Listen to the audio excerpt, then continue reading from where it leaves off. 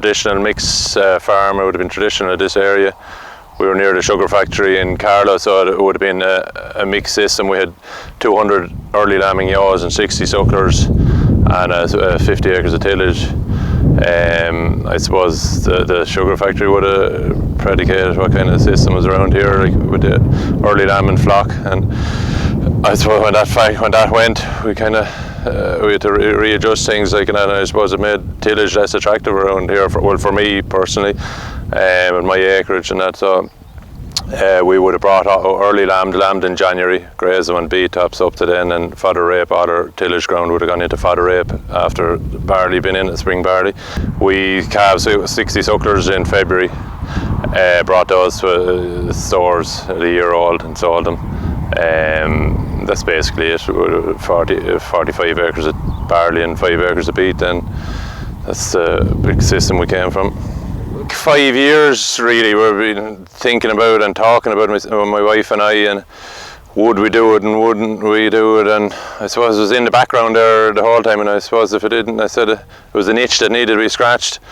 And I suppose I was 42 at that time when we were thinking about going into it last year, back I suppose this time last year, last May, and I said if I didn't do it then or now, I'd never do it, you know. And we were expecting our 4th child there, and I said, right, for the farm had to pay its way more, like that, and but that was basically it. And we said, right, we went for it, and we said we'd make the switch now, like that. And I know milk was rebounding, I suppose, at that stage, but that didn't influence. We knew there'd be peaks and troughs in it, but we just said suckler cows weren't paying as well as that. They were probably the main influencer on it. It's great advice we got on a number of fronts, I suppose. John Brennan, my business manager at Glanbia, I said I was concerned, I suppose, coming from a suckler background, you have to retrain your eye, and I was concerned. I bought in calf heifers, and I was concerned that there was where they were body condition wise, like, and John came out to me here, and we assessed the silage with the NAR machine, and he assessed their body score, and we were happy where they were. I suppose I was you're used to looking at a Charlie or a cemental suckler, and she would have cow and she would body condition score of 4. You have to refocus your eye with these dairy cows. So I suppose John came out there and reassured me. He was happy enough with the condition they were in. We tested the silage, and we did a couple of calculation there based on the meal that they were getting and their intake of silage. We were happy enough where they were, like, and that. So I suppose that was very reassuring, like, and plus I suppose a lot of new entrants. I interviewed a lot of new entrants that went in over the last 3 or 4 years, and they were absolutely brilliant with their advice, very generous with their advice. And I suppose Teagasc as well.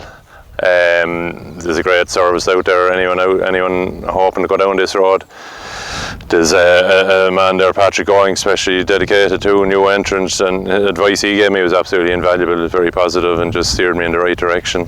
Joined the Teagasc run grass budgeting group, and also a dairy discussion group. Absolutely the best advice anyone could be given would be to join one. And I suppose just made it more familiar. There again, you have to refocus. Like, grass is key here. Like, and we've a good dry farm. We can get them out early. Like, so grassland management. I know it's a mantra that's spoken about all the time, but it is absolutely key.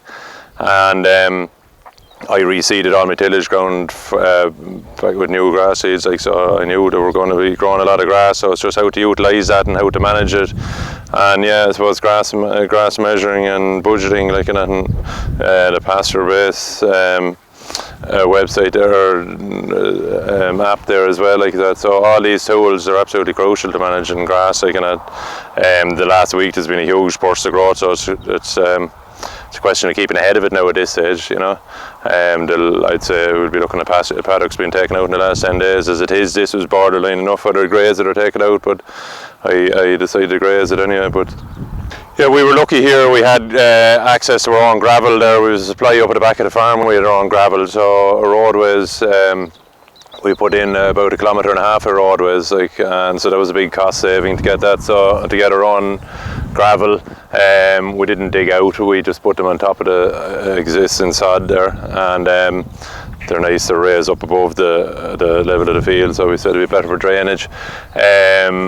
So we put that in. We got the first thing I did was get Grassland down in Cork to map the place, and we designed this Paddock system there. And second guys we called were terrace services. We had an existing water supply here obviously, but I felt I wouldn't have had confidence in it dealing down the line with a larger number of cows, so we put in an 1.25 inch water piping system here, and in conjunction with the grass tech mapping like that. So we based our paddocks on that and our roadways. So I suppose we're still not finished. We have a little bit to do on fencing, and just with the winter I suppose the weather caught us a little bit, and I was busier there over the winter. We were caught when we were making a changeover. We went down a reactor in our TB test, so I was carrying extra numbers of stock and calf and sucklers as well, so that probably impacted a bit.